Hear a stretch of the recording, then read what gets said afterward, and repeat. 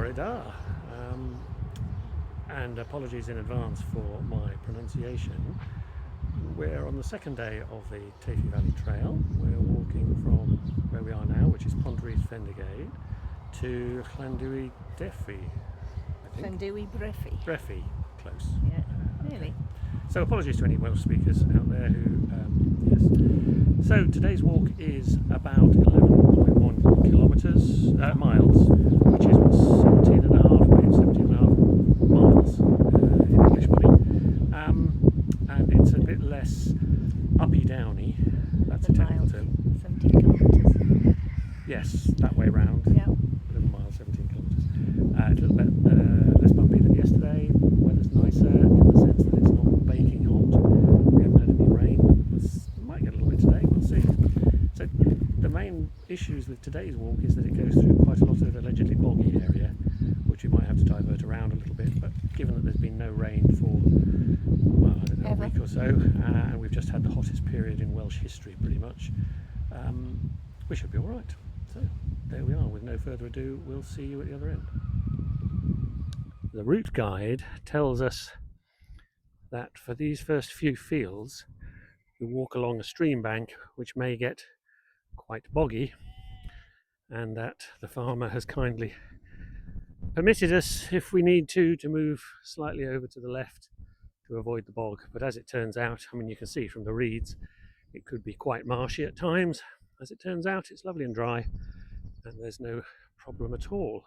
So it's really quite pleasant walking through fields with a mixture of sheep and horses. There's a little bit of cloud over there which is not coming our way, fortunately, so I think we might have escaped the rain. The rest of the day promises to be really quite nice. We'll see how we go. Typical. I was going to record a little bit of bird song, and of course the moment I switch the camera on they stop singing. But you can probably hear them now. We're in a lovely spot now. We're following a bit of the Cambrian Way for a while, and we're surrounded by farmland, some of which is a bit marshy. We've taken a bit of a wrong turn and been corrected by a most amused farmer who pointed the right way for us from the tractor as we were walking through a bit of bog, which was nice. Anyway, we're back on now, and I'll show you where we're going. So this is nice and clearly marked Cambrian Way. I think quite a few people have come this way before. Parts of the walk that we've done this morning have been a little bit hit and miss, mostly miss in our case, and this is much clearer, easier walking. So it's really rather nice. The countryside around is just beautiful.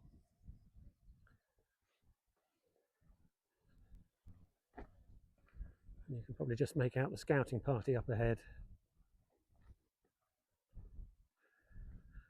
I think it's always wise to let some other people find the most difficult parts first. There's a red kite really close. See if I can zoom in a bit. There he is.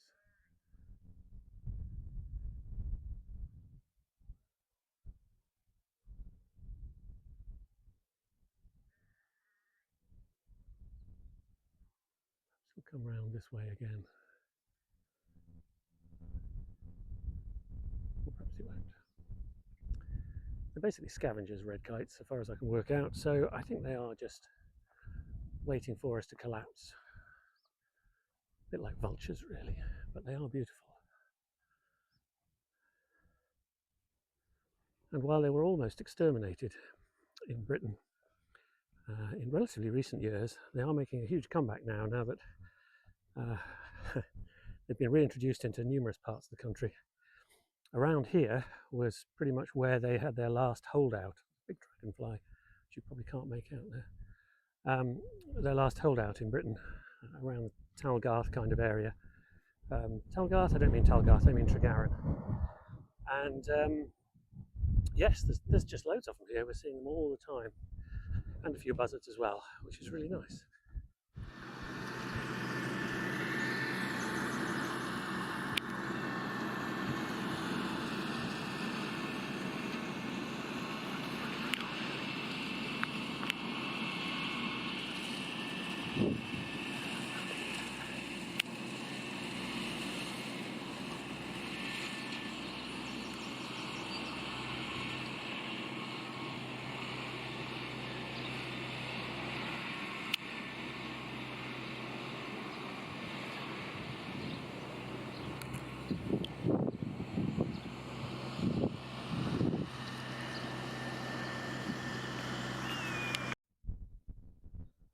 some of the local wildlife. Glad he's on the other side of the fence. They're not usually aggressive, but you just never know. He's thinking, how can I slaughter him and have him for dinner? Oh no, that's me thinking that, sorry. It probably ought to go without saying, but it's not going to, that this is a trail following the course of a river, so it's fairly likely that there are going to be parts which are marshy and boggy, and this would, I suspect, be one of those. It's very moist, or would be very moist around here if we hadn't had a nice spell of dry weather. But you can see from the vegetation, if I swap the camera around, it's very reedy, rushy, I suppose is the technical term. Lots of rushes, and could very easily be quite squelchy in bad weather. Now, we're not walking over that bit, but I understand that in the next mile or so we do drop down into some of that and we'll have to negotiate it. So let's hope that it's a little bit, well, it's not too wet, basically. I'll let you know.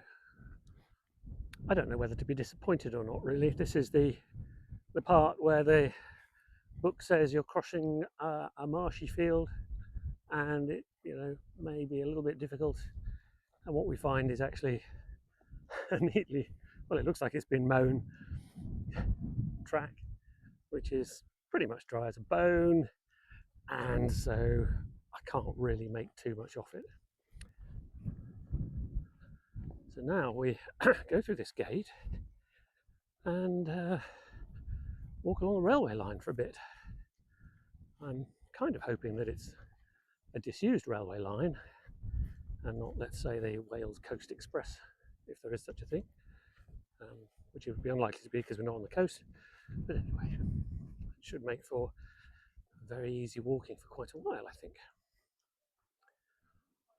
So this is the disused railway line, which is quite straight, pretty much as you might expect, and should make for very easy walking. A lot easier in a car, mind. We've walked a little way up the railway line now, uneventful as might be expected. Some nice views of wildflowers and such in the nature reserve off to one side. But the reason I've stopped here is because this is where we cross over the Teifi. There's a little bridge, and I'm just going to show you what the river looks like now. There's the Afon Teifi in all its glory. Looks very clean. There are dragonflies flitting about all over the place in beautiful colours. There's a glorious green one just down there, which probably you can't see very well.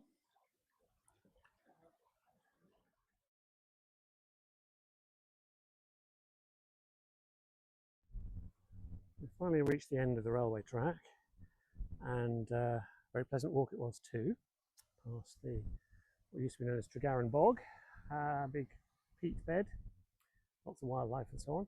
And having started today's walk by saying that there's a lot less uppy downy than there was yesterday, well, let me show you.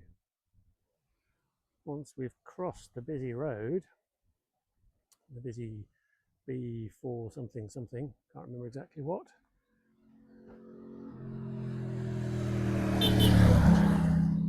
There goes today's vehicle. It's more or less a 45-degree slope. No, it's not a 45-degree slope, but it's a little bit of a steep walk up the hill, and that's where we're going next.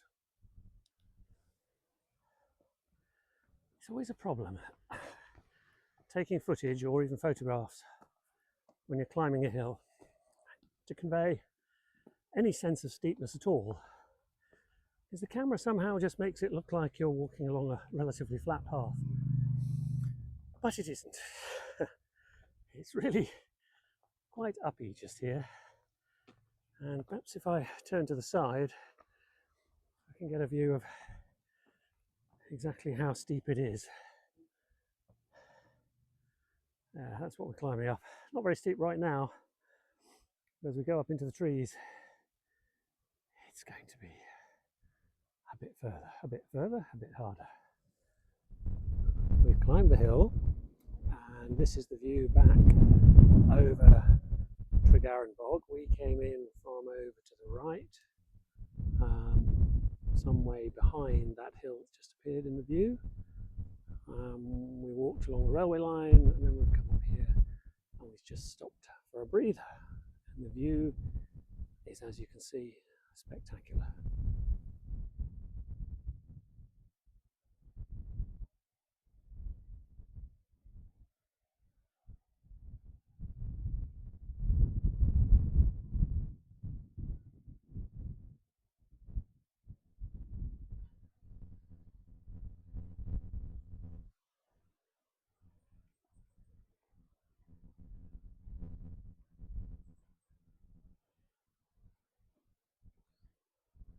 Just walking into Tregaron along the road, and we came across this stone circle, which I suspect not to be Neolithic, but rather something manufactured relatively recently,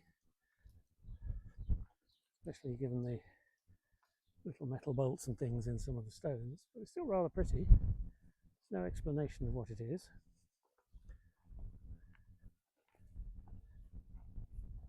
Nice thing to have outside your house, though, in the event that you need to or want to engage in some druidic rite.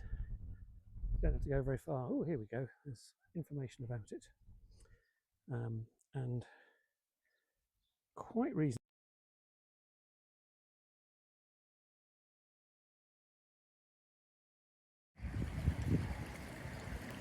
This is where the Afon Teifi runs through Tregaron. It's a little bit bigger river now, as you can see. Walk the Teifi trail, they said. It's following a river, along a river valley, so it's bound to be fairly flat. Well, I suppose if you actually followed the river along the river valley, it probably would be fairly flat. But the route we take isn't flat and goes up a bit here. We come out of Tregaron through some fields and some interesting head-high bracken, which made it quite difficult to see the various markers along the way. Although the markers are there, to be fair, the instructions are correct. It's just that you can't always see what they're pointing to. Anyway, it's all good fun. Although it is getting a bit tiring now. Don't tell anyone.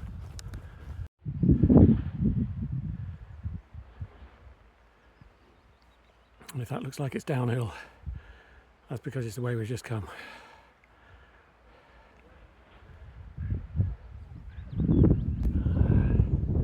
And that, in case it's not obvious, is uphill. Problem with walking in June, which is when we're doing this, is that none of the fruit is ripe. The road here is lined with bilberry plants. In other places we've seen loads of blackberry plants, although of course they're only just flowering, there's no fruit on them yet. In September you can just walk along and pick the fruit off the side of the road and eat it. It's lovely, but not at this time of year, sadly.